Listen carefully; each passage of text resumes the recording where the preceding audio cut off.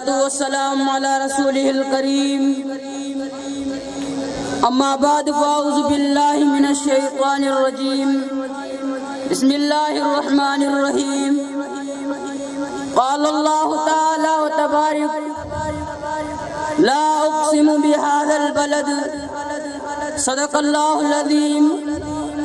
व क़ाल अश-शाइर, दयारे मगरिब के रहने वालों, खुदा की बस्ती दुकान नहीं है। दयारे मगरिब के रहने वालों, खुदा की बस्ती दुकान नहीं है। खरा जिसे तुम समझ रहे हो वो ज़रे कम अय्यार होगा। तुम्हारी खंजर आप ही तुमसे खुदकशी करेगी।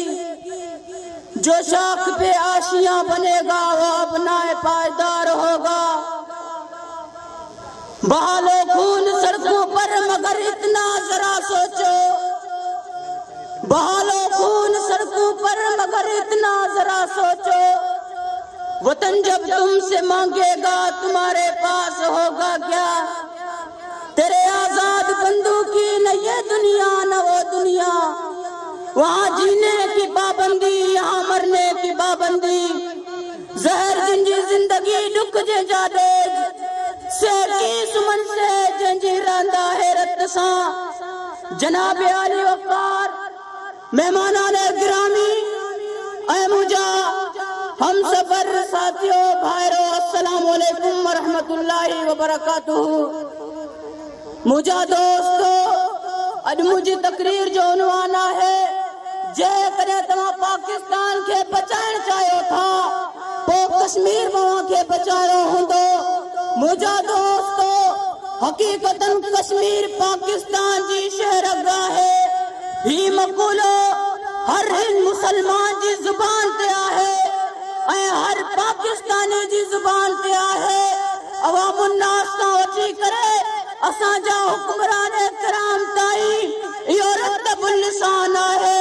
मुंहिंजा भाइरो, जॾहिं इंतख़ाबात जा ॾींहं थियनि था, असांजा लीडरान कराम वॾे वॾे बयाननि सां माण्हुनि खे ख़ुशि कनि था। कश्मीर खे आज़ाद कराईंदासीं, भारत खे निस्त नाबूद कंदासीं। पर जेकॾहिं मुंहिंजा भाइरो इहो इलेक्शन वारो हंगामो ख़त्म थी वेंदो आहे, हिकिड़े खे कुर्सी मिली वेंदी आहे ऐं ॿियो कुर्सी जे हेठां अची वेंदो आहे, तॾहिं कश्मीर जो नालो कोन हूंदो आहे। अज़ीज़ाने किराम, हकीकत ॻाल्हि इहा आहे, कश्मीर पाकिस्तान जो शहरगाह है। इन्ही हकीकत सां जो कश्मीर मां घणाई दरिया पाकिस्तान में अचनि था, जंहिंजे नाले ते अॼु पाकिस्तान जी धरती खुशआदाब आहे। ऐं हर तरफ़ तव्हां ये बाग ॾिसी रहिया आहियो, ये कश्मीर जे नाले सां मुंहिंजा भाइरो आहिनि। ऐं जेकॾहिं उहो पाणी बंदि कयो वञे, असांजे जंगल, असांजा ये सोन उगाइण वारियूं ॿनियूं हिकिड़ी जंगल जी शिकिल इख्तियार करे वठनि।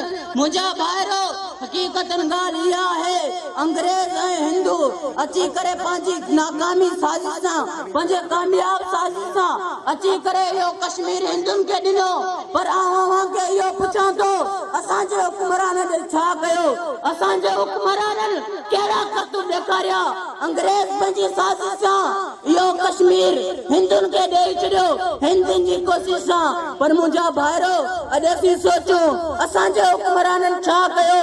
मुंहिंजा भाइरो, उन बुज़दिली ते असांजा हुक्मरान हज़ार लानतनि तां मुस्तहिक़ आहिनि। 1948 जे अंदरि जॾहिं प्रोग्राम थियो, उन जी क़यादत मौलाना लियाकत अली करे रहियो हो। मुंहिंजा भाइरो, उन ॾींहुं बि असांजी क़ौम हथ मलींदे रहिजी वई हली। उन खां पोइ 1961 जे अंदरि हिंदुस्तान जी चीन सां जंग छिड़ी वई हली। तॾहिं अमर इहो कयो, हुकुम मिलियो, तव्हां जंग कयो, लेकिन असांजे बुज़दिली इख्तियार कई ऐं चयाई इंशाअल्लाह इहो फ़ैसिलो अक़वाम मुतहदा खां कयो वेंदो। उन खां पोइ मुंहिंजा भाइरो, इहो इन मौक़े ते असांजे हुक्मरान हिकु ॾियार में फांसी पिया। इन खां पोइ मुंहिंजा भाइरो, कश्मीरी वीचारा पंहिंजे मैदान में अलम खणी करे इन बहादुरी जो सबूत ॾेखारियो। सिवाय मुंहिंजा भाइरो जमायत इस्लामी जे अॼु बि कश्मीर जी ताक़त ऐं पंहिंजी ताक़त